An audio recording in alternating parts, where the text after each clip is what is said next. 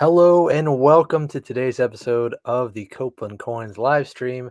My name is Caleb, and we are very excited about today's stream, all about how to make your magic squeaky clean. And we have our other gentleman here, Jeff Copeland. How you doing, Jeff?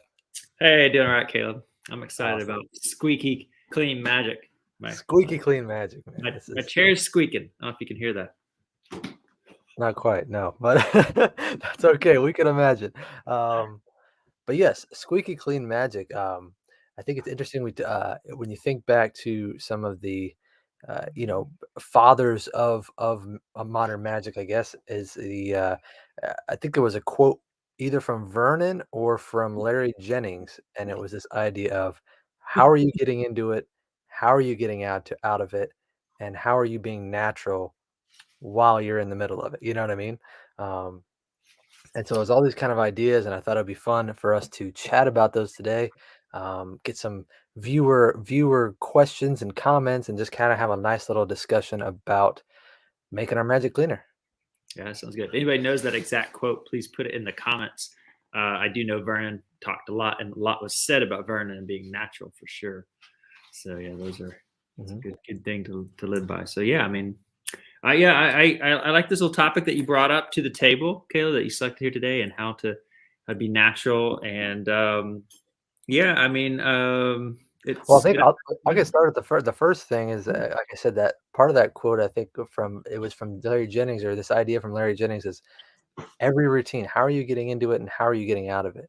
Um, and sometimes we don't think so much about that. It's just kind of like we practice the routine over and over and over, and then when we're in a performance scenario, it's like we're just on the spot, kind of like making up. How am I gonna? It was like do a trick. It's like okay, now which pocket do I have the?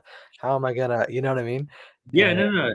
I yeah, know exactly what you mean because I can remember being there myself many times. Just like I got everybody's attention, and now how do I get into the trick? Because I needed a coin over here in palm, and I was too busy just chatting with people, or I needed this ready in this situation, and it was the setup was not practiced through. It makes sense. for sure, for sure. So I think one of the ways to do that is kind of like you're saying, having that setup ready, but having it ready in a way that you're aware somebody might ask, like we're talking right now, kind of casual situation where somebody asks you to do a trick, and you're aware that somebody might ask you, and so you're like constantly having it ready, almost like, if it's something that's got to be set up, on the table or something, you can, set it on the table and continue your whatever you're doing, and then if the group moves, now you're going to move this over somewhere else, just being aware that if the moment arises, I'm ready to get into the trick because I know where my props are and things.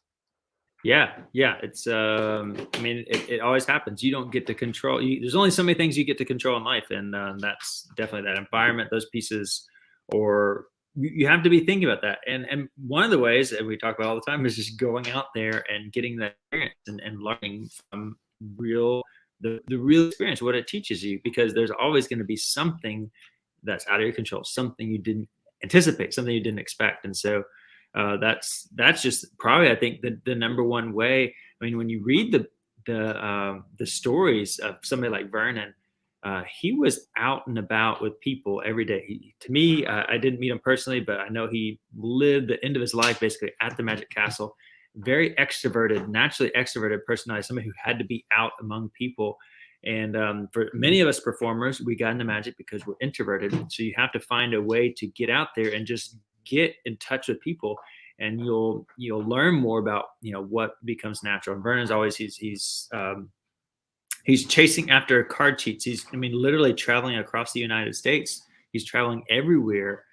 He's doing that legwork, that work to go out there and get those experiences, and just kind of like I'm reminding my kids like collecting Pokemon now. It's like got to catch them all.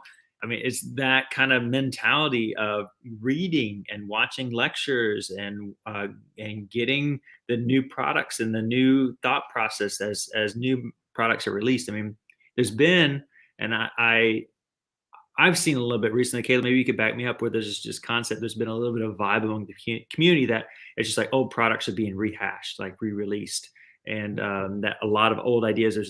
There hasn't been too many new ideas so far in 2022. And the thing about that is, maybe true or not, whatever you want to debate, wherever you're on that side of the debate, or that thought, is the thinking is constantly evolving, right? So the thinking is more modern now based on what our audiences are experiencing or what they're seeing. And so hopefully again, if you've got a good teacher, that they are staying current with what's going on in the modern trends, and so they're relating those older effects to the new audience. Mm, yeah, that's a good point.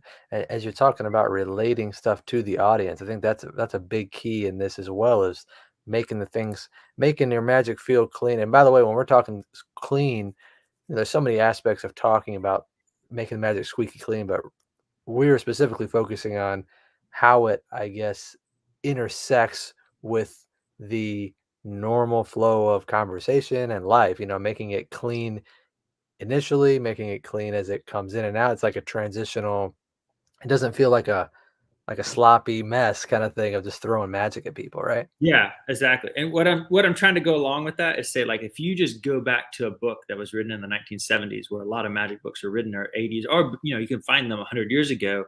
If you go back to older VHS tapes or early recordings, our mannerisms have changed. It's like if you go back and watch an old TV show or an old movie, like the pace of life, the way people interact, all this stuff is changing. So you've got to stay current, is what I'm trying to say. To be natural, you have to be out there. You can't just do the trick. I think it would be to a disadvantage if you just do the trick the way you've done it for the last 40 years. If you don't constantly try to stay up to date with what's going on, if that makes sense. And there's that idea that, performers who study Slidini specifically, he Mhm. had a very, very specific style of movement and cadence, and the way he spoke on purpose, because everything was part of the misdirection. But then those performers end up looking like him if they don't tweak it to fit them. Yeah. Absolutely. I mean, the modern guys that are like that. There's a sounds like I keep meeting people that say they're a student of Slidini, but like the guys that follow, at least I don't know if they're students or not. I think about the guys like a Jan Frisch, who went a FISM winner at doing some same skill set as Slidini. He didn't stop with Slidini. I mean, he doesn't look anything like Slidini, but he's using some of those principles that Slidini is known for. Yeah. Yeah, no, it's fantastic stuff, and I think our buddy Garrett Thomas has a really good idea where he talks about you have to when you're performing for somebody, meet them where they are first so that you can draw them into your world. And I think that, I haven't talked to him specifically about that, but I heard him say that one time, and I think it uh, kind of applies to multiple different areas. So for me in this conversation, it kind of sounds like that fits in of the idea of understanding kind of the register, the the movements, the tension and everything of the specific group of people you're with right now. If everybody's in a business meeting and they're kind of like, or you're meeting people at work and everybody's kind of like standoffish, you're not going to go in there and be slapping people on the back and like, hey, how's it going? And using that as your misdirection. Whereas if you're in a bar, maybe that is the environment and that helps you hold things out and palm things and stuff because you're just like casual. Yeah. Yeah. I think you're onto something there because yeah, I think that's what good salesmen, that's what good marketers, that's what good like people that understand business, understand communication are doing. And so if you're just trapped into this, I'm this one set way, this is what I practice, I think you're limiting yourself. And you may not get that gig next year. And I think the weirdest thing too, I don't remember if I saw this from sorry, sometimes my references are not I'm not really sure where I get them from, but I don't remember if I heard this from Amar or somebody, but they were talking about that idea of you're just talking and then it's time to show a trick, and all of a sudden you go into, and so now it's like your Yeah. voice changes, everything changes because that's how you practiced it, right? Mm-hmm. And it's Yeah. like there's a point where maybe you don't want to over rehearse so much. I mean, you want to rehearse it so it's ingrained, but then when you perform, you want to be able to be a little flexible, with how do I inflect my voice on the script this way or something? How do I be aware of somebody just dropped something? don't just ignore it because that would be weird. Like, let me Yeah. acknowledge that, make it a part of what's going on, you know? Yeah, being present. Yeah, you remind me of that. I think it was an Amar story, and I don't know if that was the quote you're referencing, but there was like some kid who like studied his video, and there was a drop in it or something, some little fumble, and the kid memorized the fumble. And when he showed it to him, his trick, he's like, "Why'd you do that?" He's like, "What was in your video?" Oh, man. I think it was, I'm just kinda full of quotes today, I guess, even though they're not 100% accurate, like, word for word, but you get the idea. I think it was it was Mark Wilson maybe or well, another Just make up a name at this point, and kind we'll of believe it. kind of father of magic, and he was talking about, you need to practice, like, practice, until you can't what does he say? Practice until you can't get it wrong or something like that. It was like practice until it can't get it wrong, and then practice until it's beautiful or something like that. So Yeah, it's like the idea of practicing so much that it's so ingrained that you have it, but then going further than that. And that's when like the real like you'll feel it when the real magic starts to happen because it's like, oh man, I'm no longer just doing a trick. I'm like yeah, living this routine right now with the people with me, you yeah. know? It's kind You of hard to really describe, but No, no, no. I know what you're saying. I don't know what quote or who you're quoting there at all. I sorry. gotta jump off. But I Here's know the thing, I read, but, like, I don't always remember exactly where I read certain things from, so it's no problem at all. yeah. Oh, we got some quotes coming here. We got some Yeah, comments. let's, Let's check pull this those up out. here. It says, let's see, Jesse, good to see you, Jesse. He says, "I saw Garrett, live a few weeks ago, Garrett Thomas, and pretty sure my brain is still recovering. He gave us a little opening that was easy to follow, then took it to a whole nother level. Simply amazing." Yeah, so we just started where you guys were at in the audience, and then he takes you on to his journey, which is so great. That's a good point there. See how he commanded control, and then all of a sudden, everybody's following the leader. So Yeah, so that's how he's getting into his performance. Um, and Matthew here, good to see you, Matthew. He says, I find clean coin magic all the more compelling when done in a dirtier environment, hmm, like Jeff on the street in the treasure video and Tyler Rabbit in the woods with his friends, etc. The contrast adds dynamism. That's interesting. Yeah, it kind of reminds me of like Danny DeOrtiz, like card magic stuff, where it's like the chaos and the order, like that contrast, you know? yeah, That's yeah, really interesting. absolutely. I want Yeah. to comment on one more. Sean mentioned a good quote here, and I don't know who this is credited to, but I've heard it. Talks about how amateur practices until they get it right, and professional practices until he can't get it wrong. That's the quote I was trying to say earlier. Okay, all right, Sean. I don't know. We'll credit you get credit for it today, but I I don't know think it's who's Mark Wilson. Mark I'm Wilson. not Okay, very 100% well. sure. Yeah. That reminded me of something I was reading in the Essentialism book, and he was quoting. He was talking about. Now I'm blanking on the author's name of Essentialism. Great book. He was talking about Michael Phelps, Isn't and that Greg McEwen? yeah, McEwen. There you go. Excellent book. It's bestseller all over the planet, I'm sure. And he's talking about Michael Phelps, and this was kind of interesting. He said Michael Phelps. He's talking about how his coach Bob. I can't blank. I'm blanking on names. You're contagious, Caleb. I'm blanking on names too. He's talking about that practice. Professional can't get it wrong, and so Michael Phelps had this routine that he did for years, like decades, whatever, where he would do XYZ, the steps before he swam, that he would sit in a particular way. He would exclude himself from the crowds. He would set his goggles on one side and his towel on the right or something, and his goggles here. And he would get in this routine, and he would have it. It just played out every single time, the way where what he would do before up to his like fancy, like his arm swing, his stretch thing. That was down, like you could watch him, and his coach would mentally tell him, he'd say, play the tape. He had this everything recorded down, like it was supposed to play like a movie from start to finish. When it was time, right before it's time to compete, his diet, his exercise, his warm up, his pregame, his music, everything. So it was just a tape playing. It was like you're watching a movie. So that was flawless. So that nothing was different. The win was automatic, right? And I think that was amazing. And one that is amazing when you're in like a Las Vegas style environment where you've got to play the tape, just mentally press play and it goes from start to finish. But I will say, with all the stuff we're saying here, um, your slights have to be able to do that, but it's like they have to be a hot knife cutting through the butter of the environment, because if something is dropped, if you're working tables or a wedding or a hotel lobby, a server comes by, our manager comes by and interrupts, or like there's all this stuff that's going on where we have to like play, pause, play, pause, play, pause, fast forward, rewind, play, pause to get through the tape. And it's not the same thing as Olympic competition where the water is a typical 75 degrees and and you're indoors and every single swimming pool is the same exact length within an inch or two.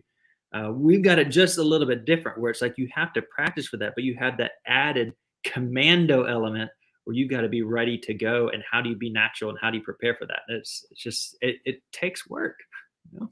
Yeah, so I want to say something on that because I'd seen that before and I thought about it myself as far as these ideas of routines that you do before the performance. Like you're saying Michael Phelps getting himself in the headspace and things by just click and play. And I'm curious what you think about this, Jeff. We never talked about this, but I wonder if you ever did something like that before performing because I used to think that I would like to do something like that where maybe you have a cup of tea or to calm your nerves or you do some kind of a thing. But then I heard once somebody say the only issue with those rituals is that if for some reason some crazy thing happens and you're unable to do it, you would feel totally off for the performance. Yeah, Like if your absolutely. tea like fell on the ground and shattered and then you gotta go out on stage, like, you missed your ritual to get yourself in that then you're gonna be kind of discombobulated. Yeah, absolutely. And another story, go back to Michael Phelps, and this is not from the Essentialism book. I don't know, it wasn't from McKean's book, but another story I heard sometimes, and he didn't quote it in this because it's just a book, you can get every story. Sometimes Michael Phelps' coach before the swim meet would steal his goggles and hide them and make Wow. him swim the competition without goggles, which if you can imagine for a professional swimmer, that's got to be very irritating. Of So course. he would throw curveballs into his routine sometimes just to make him Okay. prepared because you never know. What if it fogged up? What if your goggles fog up and you can't use them or they're not reliable or something? Can you still make it through? So, Oh, that makes um, sense. I like that. yeah, Good call. yeah, that So, that makes, and I don't know where that quote came from. It's titled this live stream. I don't know where that quote came from. we'll title this live stream "Borrowed Material." With broken air quotes. But you guys we get the idea, like, this is we're speaking from things we've read before, we just don't know exactly where we read them. Yeah, we So, don't know. It must be but, May. Matthew's got a question here, which is I think it's really good. He says, "Can you guys give an example of how to read a person or a room so that it can instantly be natural in your delivery?" Is it Ooh, as I simple can as give an example.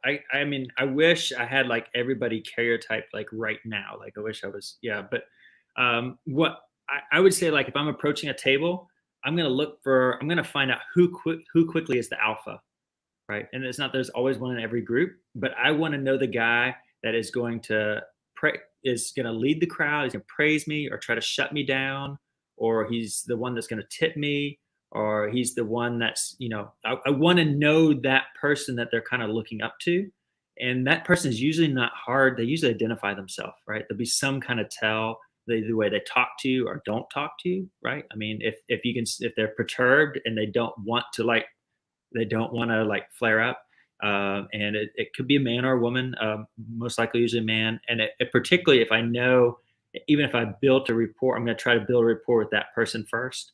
Like if, for example, I can tell I'm going to do a trick and it will look better in a lady's hand. Maybe the reaction will be a certain way that I want to kind of create because I'm trying to paint my canvas here. Before I perform the trick in her hand, I will ask him for permission. Is it okay if we use your wife for this? I'll do things that chivalry type things. And so that will allow me to be more natural. So I'm not tense or worried about if I'm offending somebody or what's going on. And so if I can appease that person first, talk to them, so that will allow me to be more natural and get through my performance. And so play the tape, if you will, right? What we just kind that's of talked about. Yeah, for sure. The one little thing that I would do that would help with that is when I was performing in restaurant tables situations, have like a little intro spiel that doesn't say I'm a magician.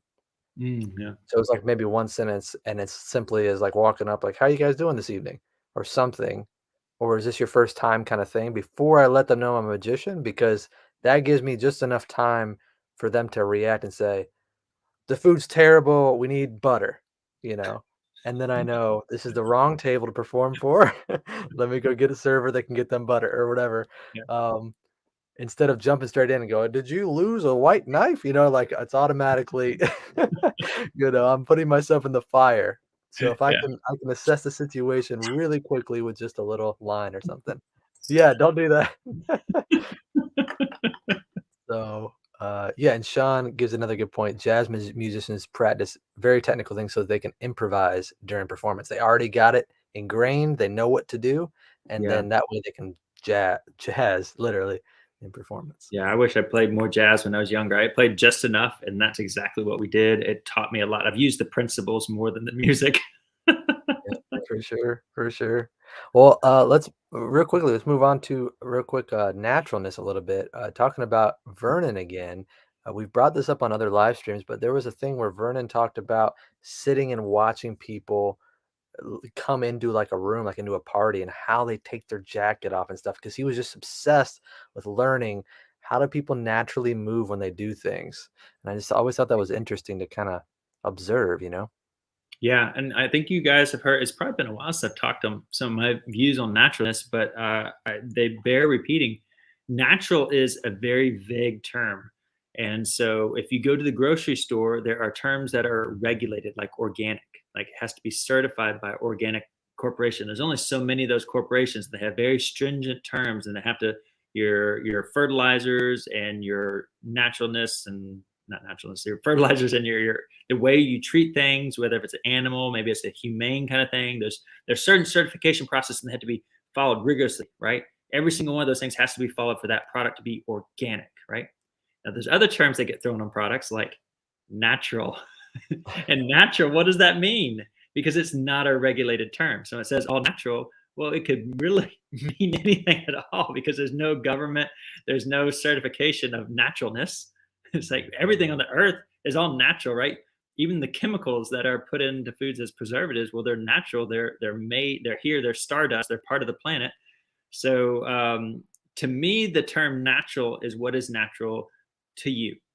And the key thing is that you're consistently that you're natural. Like if you're just watching Jeff Copeland, Rick Holcomb, or you're watching Rooster and the guys that we've got here on our website, Travis, if you're just watching them and you become each person for each effect that you learn from us, then all of a sudden you're this weird conglomeration, this crazy gene pool that's kind of a mutation of yourself and us and everything like that.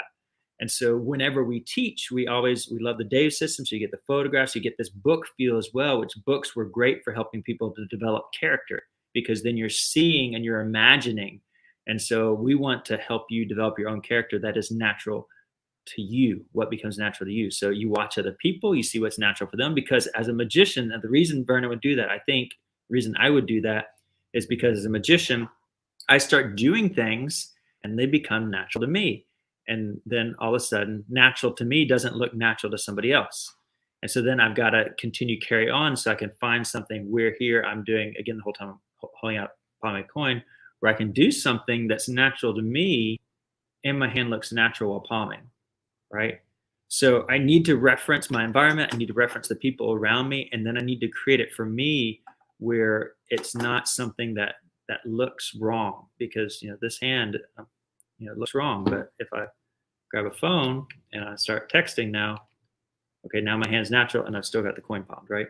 So it's those kind of things that you have to be aware of. Taking off the jacket, where the illustrations Caleb made. So Yeah, and just a small finite exercise that we can all do that is something I do when working on slides and stuff. And this kind of came from studying some Ben Earl work.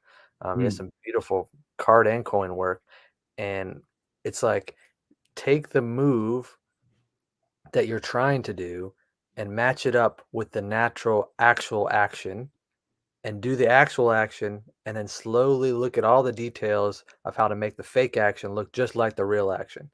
So for him, he has like, for example, like a false cut, and he's got this beautiful false swing cut that looks exactly like a real swing cut. Wow. because he just slowly, methodically would swing cut and say, "Okay, where is my thumb when I do this? How do I approach this? How is this finger doing this?" And then for the fake one, when he does the fake cut, he uses the same motions with the method.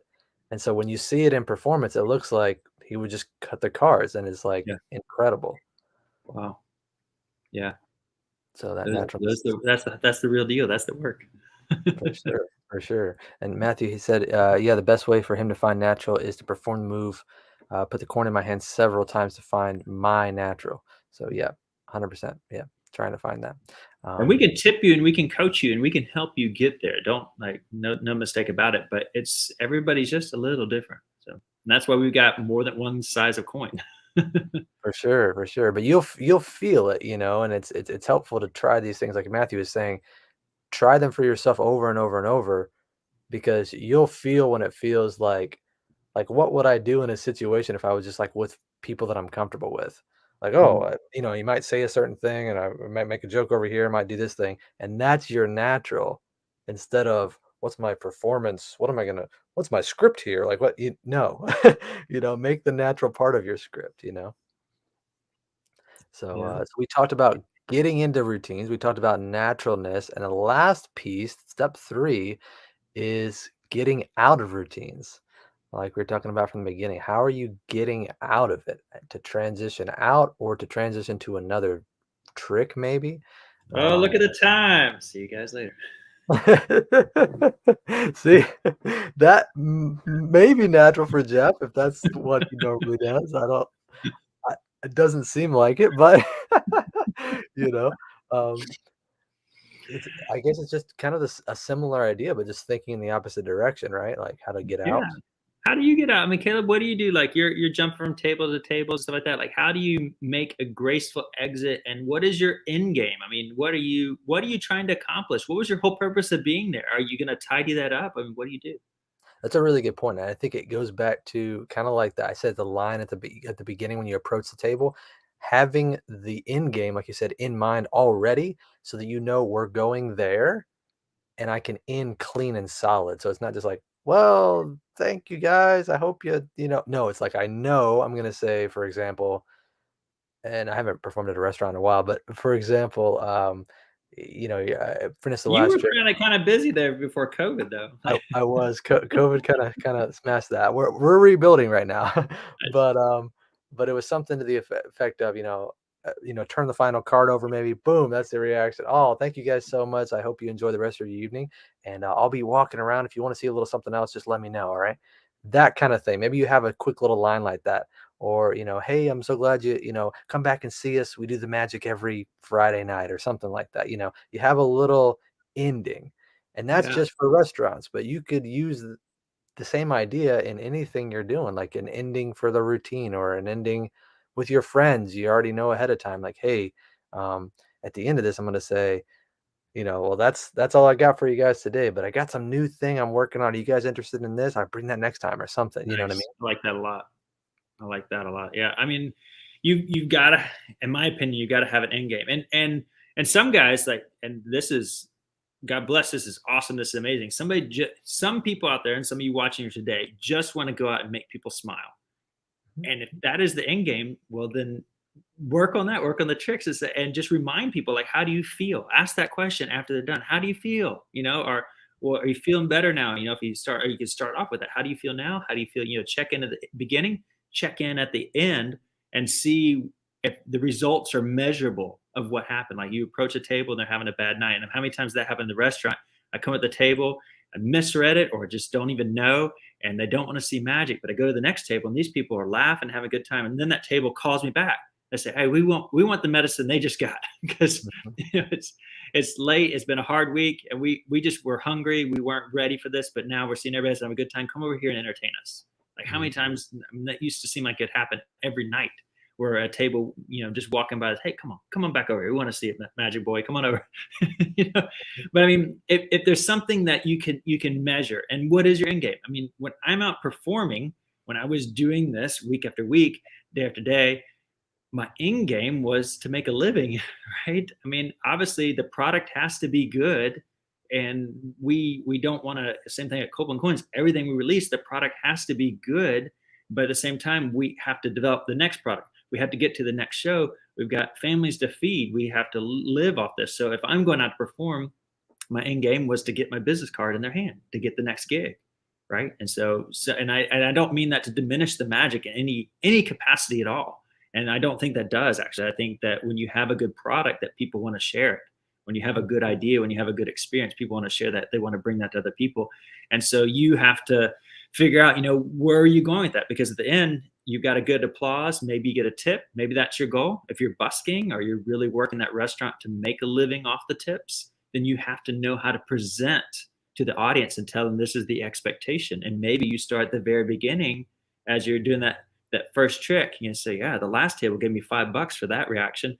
And then you go on. And by the end, you set an expectation that maybe they'll tip you as well. And You're so talking at busking, like on the street, like in a busking situation. busking anywhere. Yeah. If your goal is to get tips, you have to teach the audience that. You have to remind them of that's how you make your living. And in my opinion, you need to do it in a kind way. And there's some guys that can come across really aggressive about that and still make money. But you need to do what's natural for you. Mhm. But And there's a yeah, whole I we think could that's how talk. you get out of it. Yeah, Is that's good. We could if talk. you I was be gonna say we could, rehearsed, of what you yeah, want to happen, knowing what that end game is. and then you're playing the tape. And back to the playing the tape thing, for sure, Yeah. for sure, for Maybe sure. it's a choose your own adventure even, right? I mean, based on this audience, that audience, you turn to page 47 or turn to page 3, and that's where you find the ending. That's exactly, no, 100%. Just a couple quick comments here. Michael says he used to film a 50 cent piece while in typing class. He said, "I know I'm dating myself. There used to be a typing class back." No, I was in typing class too. So Yeah, that's actually, a I did good that point. too. That's a good point. Ian says, he says, we also need to be aware of things looking natural to us as magicians, but they don't look natural to laymen, like holding a hand perfectly still while you take a coin from it for a false transfer. So yes, 100%. I got a magician buddy who says, if you're ever trying to figure out what the trick is, just pay attention to the one thing that was unnecessary in the routine. If there's one, like, why is his hand so still, or why why is this happening? That's probably where the method is, you know? Yeah, absolutely. And I would just challenge that if you have something that is so awkward that you have to do it. So from the very beginning, if I need to palm out a coin there, I might do that from the very beginning when I approach the crowd. Hey, how's it going? I'm gonna show you something that, yes, I got the one. And you go into it. And then later on, when you come back to it, there's no difference, right? Oh, that looks so good. I didn't even say that. Yeah. I didn't know you did it the second time. But you're priming the audience. You're priming it. So That's great. Matthew says at the end he shouts trick done and pretends to sleep. That's probably not what we're recommending here, Matthew. But I know you're just tongue in cheek. That's funny though. Yeah, but no, like, exactly. Thinking about that ahead of time, whatever you're gonna do, thinking about that ahead of time is kind of the key here. So yeah, um those are our absolutely. 3 steps. Yeah, Yeah, for Squeaky absolutely. Clean Magic. So We do go ahead. you go ahead. You go ahead. Was gonna say we do want to mention that we actually have a solution for getting into routines, and that is the Blackbird. I think you got it right there. Yes, Blackbird. If you've not checked out Blackbird, it is a super secret, like secret agent device that will deliver a coin to you mid performance or beginning of performance after showing your hands clean, and it's Yeah. super cool. And that's kind of the key about, like you said, the mid performance, because historically, to do something like what Blackbird would do, it really have to be your first trick. You have to come to Right. the table ready and awkward at that. But now, because of Blackbird, which I've been wearing the entire time here, you're always ready. And so the coin is actually locked into place, and the coin's not going anywhere. It's up your sleeve to there. And then you casually, it's only when you want the coin, you unlock it and the coin falls out backwards, which is kind of unique. So the coin right here is loose, but I can do anything I want. It's only when I go back, that's when the coin will be loaded in my sleeve, and then I can retrieve it in a traditional sleeving manner, which is all taught in the video course. But it's just a super stealth Batman kind of a way to hold out coins and approach the table and be completely natural at all times.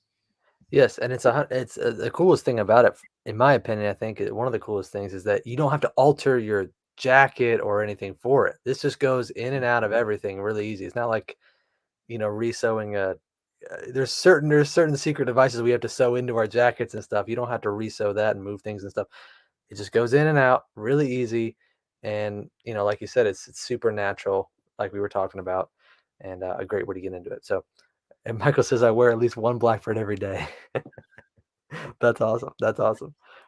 So Me we just too. want to mention that I got the link there in the comments if you guys want to check that out. It's a great product to work on getting into your routines. All right. Is there anything else we want to wrap up with, Jeff, or are we gonna I kind think of wrap that's it it. up? I think that's a good way because that is a good segue as we talk about getting out of it. We've got some solutions for you here today, and we've got some advice. Hopefully, it's something you picked up about being natural, something to think on, chew on. We got some quotes for you. Kind of sums it up. That's a good way to get out. Awesome, awesome, awesome. Well, thank you guys so much for joining us this week, and let us know if you have any questions in the comments or anything of this video, and we will look forward to seeing you next week. Go make beautiful